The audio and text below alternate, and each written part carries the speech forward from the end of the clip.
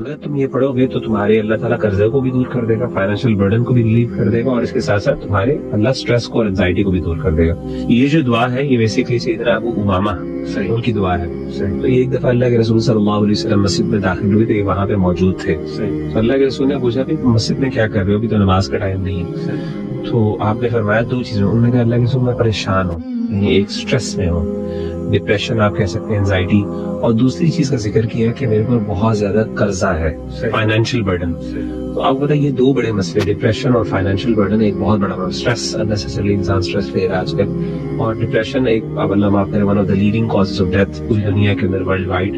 یہ world health organization نے بھی اس چیز کو ریکارڈ کیا.